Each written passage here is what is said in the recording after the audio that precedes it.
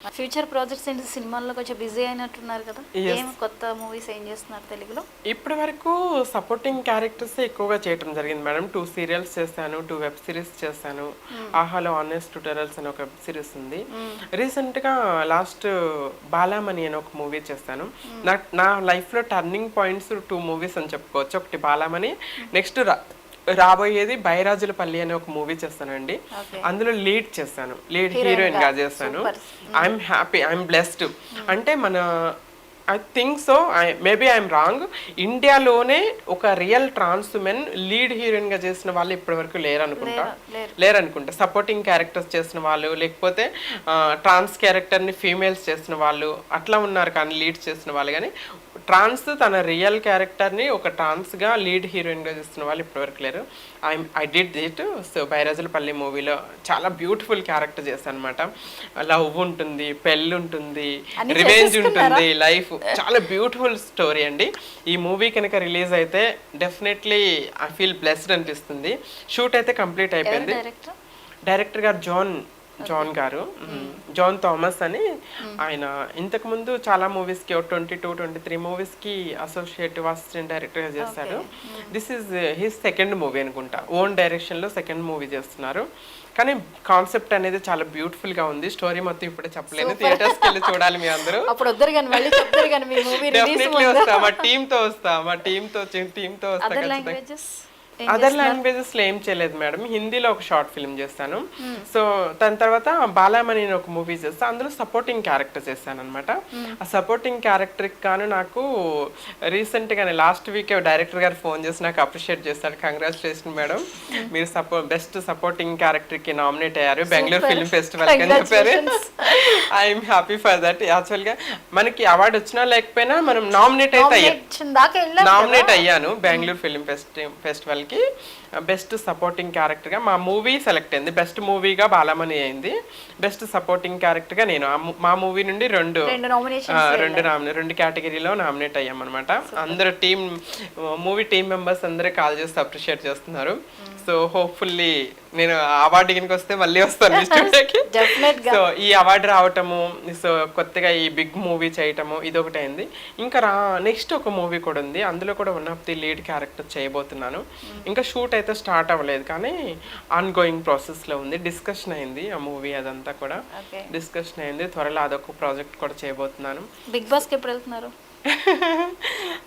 వెళ్తే ఖచ్చితంగా ఆఫర్ వస్తే అదే లైఫ్ అని నేను అంటే ఖచ్చితంగా వెళ్ళాలి అనేమి లేదు.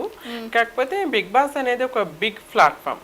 అంటే జనాలు ఐడెంటిఫికేషన్ అనేది అందరికీ తెలుస్తుంది. అవును, సక్సెస్ అనేది వస్తుంది. అన్ని డేస్ చూస్తారు కాబట్టి చాలా మంది కూడా నాకు అదే సజెస్ట్ చేస్తున్నారు.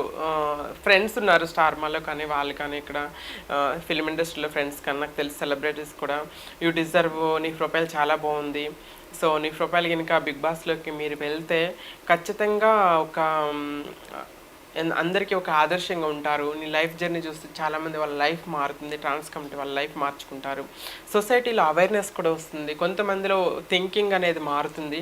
ఎందుకంటే యూ కేమ్ ఫ్రమ్ డౌన్, ఏమీ లేకుండా జీరో నుండి ఈ స్టేజ్కి రావటం అంటే నాట్ అండ్ సింపుల్ థింగ్. ఏదో పెద్ద కుటుంబంలో పుట్టి ఒక ఫ్యామిలీ సపోర్ట్ నుండి వస్తే అది వేరు. ఫ్యామిలీ సపోర్ట్ లేకుండా ఈ స్టేజ్కి వచ్చావు, నువ్వు చాలామందికి ఆదర్శంగా ఉంటావు, నువ్వు వెళ్ళాలి, ఖచ్చితంగా వెళ్ళు అని చాలామంది సజెస్ట్ చేస్తున్నారు. సో మేబీ నెక్స్ట్ సీజన్ ఖచ్చితంగా ఆఫర్ వాళ్ళు పిలిస్తే కనుక ఖచ్చితంగా వెళ్తాను. వెళ్ళాలనే అనుకుంటున్నా. ఎందుకంటే జనాలందరికీ దగ్గరైపోతాను నేను. ఇప్పుడు నేను కొంతమందికి తెలుసు because of YouTube channels, interviews కానీ, పేపర్స్, న్యూస్, సోషల్ మీడియా వల్ల కొంతమంది తెలుసు. నేను యాక్ట్ చేసిన మూవీస్ ఇప్పటి వరకు సపోర్టింగ్ రోల్స్ ఎక్కువ చేశాను. బెస్ట్గా మెయిన్ చేస్తుంది ఈ టూ కూడా ఇంకా ఒకటి రిలీజ్ అయింది, ఇంకొకటి రిలీజ్ అవ్వలేదు కాబట్టి ఇంకా అంత జనాల్లోకి వెళ్ళలేదు. బిగ్ బాస్ అనేది బిగ్ ప్లాట్ఫామ్ కాబట్టి అందరికీ ప్రతి ఇంటికి వెళ్ళిపోగలను. సో ఆఫర్ వస్తే మాత్రం ఖచ్చితంగా వెళ్దామనే ఆశ అయితే ఉంది. హిజ్రాలకి మీరేమైనా సర్వీసెస్ చేయడం కానీ అలాంటివి ఏమైనా చేస్తున్నారా? మీ నుంచి ఏమైనా సేవలు అందుతున్నాయా? ఆ కమ్యూనిటీకి మీరు ఏం చెప్తారు? నేను సేవలు అంటే ఇప్పటి వరకు నేను కూడా ఇప్పుడిప్పుడే సెటిల్ అవుతున్నాను కంప్లీట్గా. I have dreams. నేను ఒక ఎన్జిఓ స్టార్ట్ చేయాలి ఓన్గా. కమ్యూనిటీ నుండి వస్తున్నటువంటి ఎడ్యుకేషన్ కానీ ఎంప్లాయ్మెంట్ పాలసీస్ కోసం ఎవరైతే ఎదురు చూస్తున్నారో వాళ్ళకి సపోర్ట్ చేయాలని ఒక డ్రీమ్ ఉంది నాకు. సో ఖచ్చితంగా చేస్తాను. ఇప్పుడు ఈ ఎన్జిఓస్ త్రూ ఎక్కువ మందికి చేయలేకపోయినా 1 or 2 పీపుల్కి మాత్రం ఎవరైతే గౌరవంగా బ్రతకాలి, జాబ్ చేసుకోవాలి, చదువుకోవాలి అనుకున్న వాళ్ళు నాకు వచ్చి అక్క నాకు ఇట్లా హెల్ప్ చేయన్న వాళ్ళకి నేను కొంచెం సపోర్ట్ చేస్తాను. కొంతమంది యూట్యూబ్లో నా ఇంటర్వ్యూస్ చూసి మా ఇంటి ఎత్తుక్కుంటూ పోయి అక్క నీలాగా గౌరవంగా బ్రతకాలని ఉందక్క కానీ మాకు ఆపర్చునిటీస్ లేవక్క అని ఇంటి దగ్గరికి ఎత్తుక్కుంటూ పోయిన వాళ్ళని తీసుకొచ్చి కొంచెం గైడెన్స్ ఇచ్చి ఒక మార్గంలో జూట్ ఫ్యాక్టరీస్లో జాయిన్ చేపించటము ఇట్లా అలా జరిగినాయి. కొన్ని మోరల్ సపోర్ట్, ఫైనాన్షియల్గా సపోర్ట్ చేయలేకపోయినా కూడా గైడెన్స్ ఇవ్వటము, ఒక గైడెన్స్ అలాంటివి ఇవ్వటం అట్లా చేస్తున్నాను. ఫ్యూచర్లో అయితే ఖచ్చితంగా ఒక ఎన్జిఓ అనేది స్టార్ట్ చేస్తాను. నాట్ ఓన్లీ ట్రాన్స్జెండర్స్ కాదు, ఒక ఆర్ఫనైజ్ లాంటిది కూడా స్టార్ట్ చేయాలనేది నా డ్రీమ్. చిన్నప్పటి నుండి నా డ్రీము. ఎందుకంటే ఎంతోమంది బిడ్డలు లేని తల్లిదండ్రులకి బిడ్డనివ్వచ్చు, తల్లిదండ్రులు లేని బిడ్డలకి తల్లిదండ్రులని ఇవ్వచ్చు. సో అదొక నా డ్రీమ్, ఆర్ఫనైజ్ అయితే స్టార్ట్ చేయాలని. సో ఖచ్చితంగా నేను సెటిల్ అయిపోయిన తర్వాత ఫ్యూచర్లో నన్ను నేను నిలబెట్టుకున్న తర్వాత ఫైనాన్షియల్గా స్టేబుల్ అయినాక ఖచ్చితంగా నా వంతుగా నేను సమాజానికి ఏ విధంగా నేను చేయగలను I will do my best. ఖచ్చితంగా. సూపర్ అండి. ఇలాగే మీ కెరియర్ గ్రో అవ్వాలి, మంచి మంచి ఆఫర్స్ రావాలి, అన్ని లాంగ్వేజెస్లోనూ మీరు ఆర్టిస్ట్గా, మోడల్గా అన్ని రకాలుగానే మీరు సక్సెస్ సాధించాలి. మీరు సేవలు అందించాలనుకున్న చోట సేవలు అందిస్తూ ఎప్పుడూ హ్యాపీగా ఉండండి. ఏవి ఎదురొచ్చినా కానీ ఇప్పటి వరకు ఇన్ని కష్టాలు ఎలా నిలబడ్డారో అలా నిలబడుతూ ఇంకా ముందుకెళ్ళండి. వెనక్కి తిరిగి చూసుకోవాల్సిన అవసరం లేదు మీకు. మీరే ఎంతోమందికి ఆదర్శం. ఇలా జన్మించిన వాళ్ళు ఏ విధంగా తన లైఫ్ని టర్న్ చేసుకోవచ్చో మీరు చాలా ఉదాహరణగా నిలిచారు. ఒకరికి ఆదర్శంగా నిలవడం అంటే కూడా అది మామూలు విషయం కాదు. ఇప్పుడు ఒక స్త్రీ శక్తిగా కనిపిస్తున్నారు మీరు.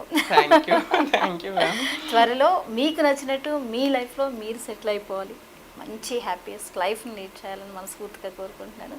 Wish you all the best. Thank you so much. Thanks to you. చూసారు కదండి, హర్షినితో సరదాగా కాసేపు ఎన్నో విషయాలు ఇంకా తవ్వే కొద్దీ ఇంకా వస్తూనే ఉంటాయి. మరోసారి మళ్ళీ హర్షిన్తో మనం మాట్లాడదాం. మంచి మంచి మూవీస్తో ఎలాగో మన ముందుకు వచ్చేసింది కాబట్టి ఇది ఇవాళ సరదాగా